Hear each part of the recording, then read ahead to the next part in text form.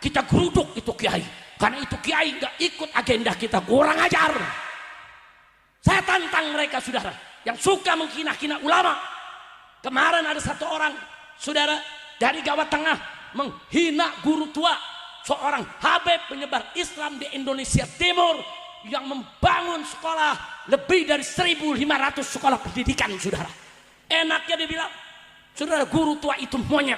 Saya bilang bukan guru tua yang monyet, lo yang monyet. Capek kita.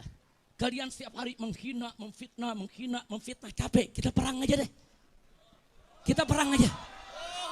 Jangan kasih sedikit pun ruang untuk kelompok radikal. Coba lihat itu yang di film Game of Thrones itu. Bagaimana sedikit kelompok radikal dikasih angin ya menghancurkan negara. Saudara sekalian, Rizik Syihab kembali mengobarkan menyulut api perpecahan di kalangan umat. Bagaimana dia kembali lagi mengajak perang umat muslimin, mengajak perang kaum pribumi dengan kaum pribumi, saudara sekalian. Ketika dia safari dakwah di suatu daerah, tampaknya Rizik Syihab belum terima, masih mengingat-ingat bagaimana Gus Fuad ketika keseliu lidah, saudara sekalian. Bahkan dikatakan ketika itu ya bisa kita bilang tidak dikatakan menghina. Bahkan sampai sekarang polisi pun belum mengapa-apakan Gus Fuad, saudara sekalian. Oke, selengkapnya mari kita sama-sama simak apa yang disampaikan oleh Rizik Syihab, saudara sekalian. Silakan.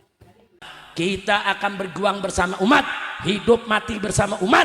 Jangan coba-coba. Ada siapapun, pejabat tinggi manapun, apapun pangkatnya, jangan coba-coba mereka menindas rakyat, menyusahkan rakyat, menghancurkan rakyat. Kalau itu terjadi, saya akan ajak umat bangkit semua, angkat senjata, revolusi rakyat, saudara. Takbir, angkat tangan semua, kepala di tangan, takbir, takbir, shollu ala nabi. Nah, akhirnya di penutup ini saya ingin sampaikan kepada semua, tolong waspada. Jangan Habib dengan Habib diadu domba. Jangan kiai dengan kiai diadu domba. Jangan mau Habib dan kiai diadu domba. Dari dulu perjuangan di Indonesia, Habaib dan kiai bersatu, saudara. Dari zaman Wali Songo yang juga merupakan keturunan Nabi, bersatu dengan para ulama untuk menyebarkan Islam ke seluruh Indonesia. Sekarang ini ada oknum-oknum, saudara, yang mereka mencoba mencaci maki kiai, mencaci maki habaib, menanamkan keraguan di tengah umat, memfitnah sana, memfitnah sini, ingin mengadu domba umat, saudara. Bahkan ada kiai-kiai istiqomah. Di sini ada Kiai Haji Sulaiman, saudara, mencoba untuk menyuarakan yang hak, tahu-tahu diancam. Kita geruduk itu kiai.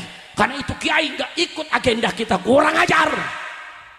Saya tantang mereka, saudara, yang suka menghina-hina ulama. Kemarin ada satu orang saudara dari Jawa Tengah menghina guru tua, seorang Habib penyebar Islam di Indonesia Timur yang membangun sekolah lebih dari 1.500 sekolah pendidikan, saudara. Enaknya dia bilang, saudara, guru tua itu monyet. Saya bilang bukan guru tua yang monyet, lo yang monyet. Enak itu ngomong. Dan yang saya nggak habis pikir, orang-orang ini yang menghina habaib, menghina kiai tidak ditangkap. Ada yang bilang Habib memang dilaporkan, kami sudah laporkan mereka, sudah. Saya kirim pengacara, saya kirim anak-anak muda, buat laporan di Mabes Polri. Semuanya sudah dilaporkan, saudara. Yang Abu Jambannya kita laporin, semua kita lapor, saudara. Tidak ada yang diproses. Berarti apa? Berarti mereka dipelihara, saudara. Mereka dipelihara dengan gerakan intelijen hitam yang memang ingin menghancurkan Islam. Saya mau tanya semua di sini, mau diadu domba tidak? Mau diadu domba tidak?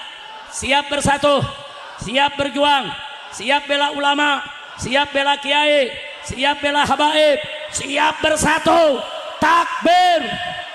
Lalu ada yang ngadu domba habaib dengan kiai, biarkan atau lawan, biarkan atau usir, takbir. Shallu ala nabi. Ini orang yang terhormat, orang yang begitu mulia, orang yang seumur hidupnya mengorbankan tenaga, pikiran, harta benda, saudara, untuk apa? Untuk agama, bangsa dan negara. Dan sampai hari ini anak keturunan beliau, anak cucu semua terus melanjutkan perjuangannya, ya ikhwan. Sampai daerah-daerah terpencil yang tadinya belum kenal Islam, taunya agama guru tua, dimasukin lagi ya kawan. Sampai mereka masuk Islam. Dakwah yang luar biasa. Nggak minta gaji dari orang, saudara. Mereka kembangkan Islam habis-habisan di sana. Tiba-tiba ada monyet. Monyet, teriak monyet. Dalam satu diskusi dia katakan apa? Guru tua itu monyet. Dia sebut pengkhianat, kurang ajar. Bukan guru tua yang monyet, kau yang monyet. Ada monyet, saudara, seenaknya ngomong. Guru tua dibilang monyet, guru tua dibilang pengkhianat. Al-Khairat dia bilang merampas tanah negara, saudara. Mereka bekerja banting tulang, kuras keringat, korbankan harta benda untuk bela agama, bela Islam, bela bangsa, bela negara. Kau yang monyet, bukan guru tua yang monyet. Monyet, teriak monyet. Lu yang monyet. Pakai bawa ayat Quran, saudara. Saya katakan guru tua itu monyet karena ada ayat Quran. Diambil dari surat Al-Baqarah, saudara. Yang firman Allah untuk orang-orang Yahudi, saudara. Untuk Bani Israel yang melawan perintah Allah. Yang Allah katakan, kunu qiradatan khasiin. Jadilah kamu sekalian sebagai monyet-monyet yang hina. Dia ambil itu ayat, dia bilang, ini perintah Allah. Dengan ayat ini saya katakan guru tua itu monyet, kurang ajar. Enggak, ini enggak boleh dibiarkan lagi, saudara. Ini sudah kelewat batas. Ulama-ulama besar Islam seenaknya mereka hina. Dan ini bukan baru pertama kali. Begitu, sebelum saya lanjutkan, saya bersyukur kepada Allah. Hari ini yang kita akekahkan barusan, itu salah satu daripada keluarga besar guru tua, saudara. Yang barusan kita bawa bayinya kemari, Sarifah Aminah binti Muhsin Al-Haddar. Saudara, Habib Muhsin ini sedang mengambil doktor. Saat ini sedang studi di Al-Azhar. Insya Allah 6 bulan lagi akan pulang, saudara. Tadi putrinya, saudara. Yang ketiga yang kita akekahkan. Nah, Dr. Muhsin ini, Said Muhsin ini, saudara, ibunya adalah Syarifah Sa'diyah binti Habib Muhajir Al-Habsyi. Siapa itu Habib Muhajir Al-Habsyi? Saudara ipar guru tua, saudara. Karena Habib Muhajir, saudara perempuannya Syarifah Haulah Al-Habsyi adalah istri daripada guru tua, ya ikhwan. Bahkan saudara-saudara sanak famili dari Habib Muhajir ini ke bawah keluarga besar Al-Habsyi, semua akhirnya bermusyawarah. Kawin dengan anak cucu daripada guru tua. Jadi luar biasa. Habib Hanif lagi singgung tentang guru tua. Saudara, ternyata hari ini juga yang kita akekahkan. Satu rangkaian keluarga anak cucu daripada guru tua, saudara. Pada saat yang sama ada monyet. Ngatain guru tua seenaknya, menghina, memfitnah. Maka itu saya lihat ini nggak boleh dibiarkan. Maka itu berdasarkan pertemuan ini, saudara, saya mau sampaikan nih kepada monyet yang sudah mendirikan ormas monyet dengan laskar monyet yang didukung oleh sejumlah jenderal-jenderal monyet, saudara. Ada oknum-oknum jenderal-jenderal monyet yang mendukung ormas monyet ini, saudara. Saya mau sampaikan kepada mereka, sudahlah, capek kita. Kalian setiap hari menghina, memfitnah, capek. Kita perang aja deh. Kita perang aja. Saya siap untuk kobarkan perang melawan mereka dengan backingnya, saudara. Takbir. Umat Islam semua saya tanya, siap perang lawan gerombolan monyet? Takbir. Takbir. Takbir. Kuasa, kapanpun dia berkuasa, siapapun berkuasa, itu kan salah kepentingannya, salah satu pertimbangan utamanya apakah itu selaras dengan mempertahankan kekuasaan apa tidak. Maka oleh karena itu, apa yang disampaikan Gus Fakih itu kan sifatnya ideologis. Oke lah kalau dianggap ideologi ini sudah mati gitu ya. Saya perlu memberikan masukan kepada Pak Prabowo, pemerintah sekarang gitu. Jadi satu, jangan kasih sedikit pun ruang untuk kelompok radikal. Coba lihat itu yang di film Game of Thrones itu. Bagaimana sedikit kelompok radikal dikasih angin ya menghancurkan negara. Yang kedua, apa yang disampaikan Gus Fakih tadi mengenai frustrasi sosial yang sekarang itu mulai digencarkan oleh kelompok oposisi maupun kepentingan internasional yang tidak suka dengan Pak Prabowo, yang diwujudkan oleh demo mahasiswa maupun suara-suara netizen terutama kalangan muda, itu selama ini itu menurut saya sejauh ini itu karena niat baik Pak Prabowo dan ya implementasinya ya nggak terlalu geser dari apa yang dimaui presiden gitu di level pelaksanaan itu. Yang saya khawatirkan cuma satu, karena selama ini yang masih setia, yang masih percaya sepenuhnya kepada Prabowo, itu hanya kelompok kita, hanya kelompok pribumi. Kalau trennya bawaan-bawaan Pak Prabowo itu seperti ini, terus-menerus sedikit demi sedikit mencubit, mengiris